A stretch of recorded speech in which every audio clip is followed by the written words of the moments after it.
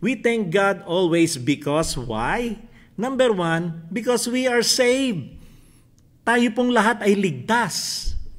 Aba, alam niyo ba, naiintindihan niyo ba kung paano magkaroon ng Savior? Kung paano ang buhay na may tagapagligtas? Naunawaan po ba natin yon? Alam mo, may tawag po doon tayo ba'y may utang na loob sa Panginoon? Tumatanaw ba tayo ng utang na loob sapagkat meron tayong Savior? Sa mga sumali po sa araw na ito, kayo pong lahat ay tumatanaw ng utang na loob sa Panginoon. Alam niyo po, ang pinakamasayang mangyayari sa araw na ito kasi tumatanaw kayo ng utang na loob sa ating Panginoon. He will bless you. And that He will do. Kaya nga sabi ni Christ, di ba? Tayo dapat maging masaya at magkaroon ng utang na loob sa Kanya. Kasi ito yung sinabi niya sa verse 20, however, do not rejoice that the Spirit submit to you. Remember yung 72 nagbumalik at binos nila si Satan o those evil spirit subject to their authority because remember Jesus gave them the authority when they go out to the field and they were rejoicing. But sabi ni Christ, but rejoice that your name are written to heaven. Do not rejoice that the Spirit submit to you, but rejoice that your names are written to heaven. Bakit sinabi ni Christ na their names, our name, your name, and my name are written to heaven? Because of what Christ has accomplished on the cross of Calvary. There are 3 reasons why. Hindi ko alam kung naisulat ko dyan sa PowerPoint, but listen to this. Number 1 reason, because of the work of Christ on the cross. Remember the 7 last word? There you go. The 7 last sayings, magkakaroon po tayo ng 7 last word this coming Good Friday. There will be 7 of us talking or reflecting about the 7 last saying of Christ. Ano yung sinabi niya, no? Yung kinumplete niya sa cross, number 1, yung word of forgiveness. Father, forgive them for they do not know what they are doing. It is the word of forgiveness. Number 2 is the word of assurance. Assurance na ikaw ay pag nag-humble at nagsisi ka sa kasalanan mo at naniwala ka sa akin, ikaw ay makakasama ko sa kalangitan. Ano sinabi niya sa thief on the cross? Today, not tomorrow, not I'll think about it. Today, you will be with me in paradise. And then, of course, ano yung third word? The third word is about relationship. Yung relationship natin sa lahat. Isa to sa inaccomplish ng Panginoon. Sabi niya sa mother niya, Mother, meet thy son, behold thy son, and son, behold thy mother. Or woman, behold thy son, and son, behold thy mother. It's a relationship. Okay? It's our relationship. You and I must love one another as He had loved us. Number 4, of course, because of His love among us, and the Father loves us so much, He gave His only begotten Son. At sabi ni Christ, my God, why hast thou forsaken me? Alam niyo po kung wala po yung fourth word na yon, na kung ang Father ay hindi pinorsake ang kanyang Son, hindi naman niya pinabayaan talaga yung Son. Okay? But those words has to happen that day to accomplish the purpose of salvation. Baliwala yung first word, third word, and second word and third word, and even the 5th, 6th, and 7 kung wala po yung fourth word. Okay? And then 6 is I thirst. This is in reference of His humanity, kanyang pagkatao. Pinakita niya ron, ako ay tao, willing ako na mauhaw. At ang tubig o water of life ay maibigay ko sa inyo, hindi bali na akong mauhaw. I thirst. Yan lang masama sa atin ito Huwag niyo pong mamasamayin ito. This is the truth. Remember, sinabi niya, I thirst. Ang binigay sa kanya ng mga sundalo ay vinegar. Napakaasim. Minsan ganun tayo. sa buhay natin. Sinasabi natin na, I'm a Christian, I'm a born-again Christian, I'm a believer. At pupunta ako sa church, oh hallelujah, umaawit ako. Pero we don't act and we don't live a life as a Christian. And you know what we are giving Him? Alam mo, binibigay natin sa Kanya? Vinegar. And if we say, I love my brother, but ang totoo nun galit na galit ako at di ko mapatawad yung taong yon, then we're giving him a vinegar. Sakit ano? Pero that's the truth. Kapag hindi totoo ang pag-ibig natin sa bawat isa, ang iniaalay natin sa Panginoon ay hindi po tubig, kung hindi suka na napakaasim. Yan po ang binigay ng tao sa Kanya nung siya ay nagsabing, I thirst. Then finally, the sixth word, it is finished. That is the word of accomplish or mission accomplished. Nagampanan ko ang tungkulin ko na dapat kong gampanan. Then he look up heaven and commit his spirit. The word of commitment. Ganyan po inaasahan sa atin ng Panginoon. The word of commitment. It is a life exchange, our life to the life of Christ. And he said, Father, into thy hands I commit my spirit because I've done the work that you had me to do. It is finished. And that work on the cross, of course, we ought to say, thank you, Lord. Yun lang naman yun Dapat magkaroon tayong tinatawag na utang na loob. Second, our name is written in heaven. Sabi ko na po kanina yan, di ba? Your name and my name are written in the book of life. And not only that, we are thankful because we know we are living in this wicked world.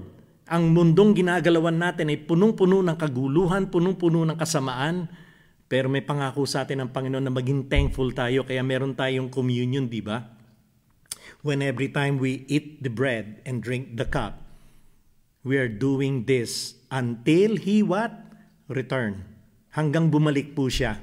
Pagbabalik niya, lahat tayo ay magiging kasama na niya for all eternity. Mga kaibigan, naniniwala ako sa oras na ito, lahat tayo ay magiging thankful at lahat tayo ay may tinatawag tayong utang na loob. Yan po ang gustong-gusto ko sa ating mga Pilipino. And I know that being a Filipino, we have that what we call utang na loob. Pag may tumulong sa atin at gumawa ng magandang bagay sa atin, we somehow express this word of thankfulness dun sa tao. Pero alam niyo po, ang Panginoon natin, He does not want anything in return, kahit kanino man, lalo na sa mga material things. Ang ating binibigay na ikapo, yan po ang simbolo ng ating obedience. We obey His command because we love Him. That's the evidence of our love. That's what it's all about, okay? So, we are saved. Why? Because of the completed work of Christ on the cross. And our names are written in the book of life. Thirdly, He is coming back. And that is our biggest and blessed hope when He comes back and redeem this immortal body and it will become immortality. Okay? Number 2, we are thankful because of His special revelation. Alam niyo po sa Old Testament may tinatawag na general revelation that is through the creation and we can see God's plan how He works into the life of the Jew, His chosen people. But anyway, let's read Luke 10:21. Sabi ng Panginoon dito, in the same hour, He rejoiced in the Spirit and said, I thank you, Father, Lord of heaven and earth, that you have hidden these things from the wise and understanding and revealed them to little children. Yes, Father, for such was your gracious pleasure or will.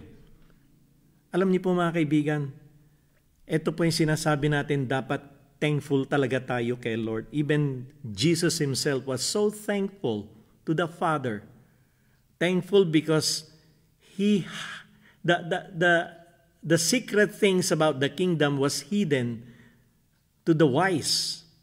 Hindi niya pinakita to. Hindi naman sinasabi dito na pinaintindi niya sa mga mangmang. But the little children, alam niyo po, the childlike faith, we believe and we follow truly the Lord Jesus Christ, and we try to walk and be like Him. That's a childlike faith. Lahat ng iniutos niya sa atin, sometimes imposible pong sumunod. But we follow somehow. And parang mga bata, di ba? Pag meron tayong inutos sa mga bata susunod. Why? Because they know na tama ang sinasabi natin, by faith sinusunod nila yan. Ganun din tayong mga mananampalataya, the same of how we believe things about God. And we pursue of knowing Him, and that's why He revealed to us as like little child. And for such, sabi niya, was His gracious will. Yan po ang kalooban ng ating Panginoon na tayong lahat din, kung nagpapasalamat ang anak o si Jesus Christ sa Ama, dapat tayo maging thankful din. God initiated this necessary step to reveal Himself to His people, di ba? Siya mismo nag-initiate na i-reveal niya ang sarili niya doon pa sa Old Testament, from Genesis to Malachi, from the patriarchs Moses to the prophets, okay? Nire-reveal niya ang sarili niya. God always made the move. What about in the New Testament? In the New Testament, Jesus showed up. Nagpakita ang Panginoon, nagkatawang tao, ang anak. And He represents the Father of love. Wala naman siyang ginawa kung hindi ibigin tayong lahat at tulungan tayo at mangaral ng tama. Yan ang ginawa ng ating Panginoon. And He said to His disciple, finally in John 15:15, kung naalala niyo po, no? So John 15:15, I will no longer call you servant because a servant does not know his master's business. Diba? And instead, I have called you friend. Tinawag ko kayong kaibigan. Bakit? For everything I have learned from the Father, I made it known to you, or I revealed it to you. Tinawag niya kayong kaibigan. Lahat kayong nananatili sa oras na ito at nanonood, keep on sharing the word. In fact, pwede naman panoorin to na replay. And soon, magiging mapupunta po to sa may YT channel po namin.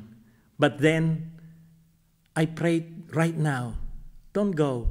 Because if God call you His friend, kayo at ako ay tayong lahat ay BFF po niya.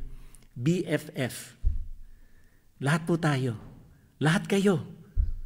And every day, if we talk to Him, may tawag ako doon chika.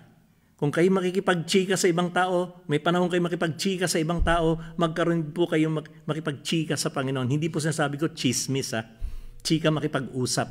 Yun pong aking ibig sabihin. Kaya pag nagme-message ako minsan sa messenger, good morning mga chikas, ibig sabihin, I love to talk to them. And God loves to talk to you as well. And I know and I believe lahat po tayo, also the completed work of Christ made the disciple closer. Naging close po ng yung mga disciples niya, yung completed work ng ating Panginoon. And the early church become vibrant. Naging vibrant, masigla. Yung early church nung araw, no? In reaching out and preaching the kingdom and being thankful. Being thankful and sharing the gospel of our Lord Jesus Christ. Ganun po sila ka-vibrant kasi tumatanaw sila ng utang loob kasi ni-reveal ng Diyos ang kanyang pagkatao, ang kanyang sarili sa ating lahat. And I pray right now in the name of Jesus na kayong lahat, tayong lahat, ikaw at ako, ay magkaroon ng kaalaman tungkol sa ating Panginoon in a very, very personal way. Tanong ko, kayo ba ay nangyayari yun sa buhay nyo? Yung ba ay totoo sa buhay natin? Tayong lahat, tayo ba'y vibrant? Sa gutom, sa pagkauhaw, tayo ba'y vibrant pa rin? Ari nawa, ganun tayong lahat. And the Holy Spirit continue. Di ba, pagdating ng pagre-reveal ng Panginoon sa atin, si Kristo ngayon, He is seated on the right hand of God. Sino na iwan sa atin? Ang banal na Espiritu. Then the Holy Spirit continue to do the work. The work through the apostles, disciples, and His church. Tayong lahat na isang community ngayon. At kayong lahat din na nanonood, nagtutuloy-tuloy ang gawain ng banal na Espiritu, ang gawain ng Diyos sa buhay natin. And to those who are being sanctified, ibig sabihin, lahat tayo na binabago niya ang ating buhay. Ginagawa niya tayong banal. At pag nangyari yon, the more we get closer to one another, tayo nagiging close po sa isa't isa. And best of all, we are thankful. Nagpapasalamat tayo sa ating Diyos.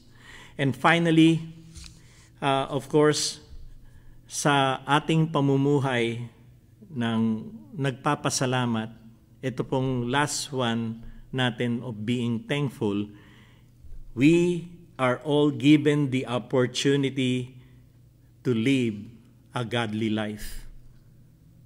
Kaya po tayo thankful kasi wala tayong karapatan. Okay? Giving me the opportunity. Personalize nyo po yan sa sarili nyo. Binibigyan ako ng oportunidad, okay, na mamuhay na makadiyos.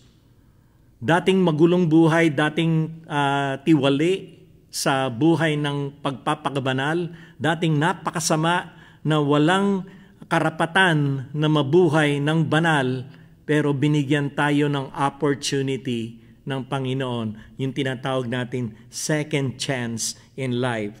The undeserved like me, katulad ko na inyong tinatawag na Pastor Sunny, hindi po ganyan ang dati kong buhay. And I should not be here talking to you. And I should not be here speaking the word. Kasi po, noon pa man ay dapat ako'y napahamak na. Dahil sa mga kasalanan na ginawa ko po sa mata ng Diyos. Dahil sa mga bagay na nagawa ko, nakasakit ng ibang tao, na-offend ko ang Panginoon, ngunit ang Diyos natin ay napakabuti. He is good all the time because I believe that God has given me the opportunity to live a godly life. And best of all, to serve Him. And not even in my wildest dream po na ako ay magpapastor. Wala po yan sa bokabularyo ko. Wala po yan sa plano ko. Not even a single day I thought to be a pastor. I want to be a successful businessman. And I want to do this and to do that for me to gain wealth. Yan lang po ang aking pamamaraan noon para magkaroon ako ng satisfaction sa buhay ko. Magkaroon ako ng success. And God allowed me to be successful. But really, there's nothing happen for me to be peaceful. Magulo po ang aking buhay. Sang damakmak na kaguluhan. Naniniwala ako na pag kayo ay binigyan ng Diyos ng second life, hinding-hindi na po kayo uulit. Maaring may mga konting bagay na may mga pagkakamali kayo. Dati ang kasalanan po na sa ibabaw, nangingibabaw sa akin at nag-e-enjoy ako. Totoo lang po yun. At marami sa inyo makaka-relate dito. Di ba, pag gumagawa kayo ng kasalanan nung hindi nyo kilala si Kristo, kayo nag-e-enjoy. Pero after na mag-enjoy kayo, sising-sisi kayo, ba't nagagawa yun? At galit na galit din kayo sa mundo. Galit na galit kayo sa mga kaibigan nyo. Galit na galit kayo higit sa lahat sa sarili nyo. Paano na kaya ang gagawin ko? Nagkamali ako. I made a big mistake. But how can I recover? But God made the move, right? He loves us first, not because you have loved Him, but He loves us first. Minahal niya po tayo nung una. Kaya tayong mga undeserved like me, I thank Him always because He gave me the honor to hear His word. Binigyan niya ako ng pagkakataon para siya po ay aking mapakinggan.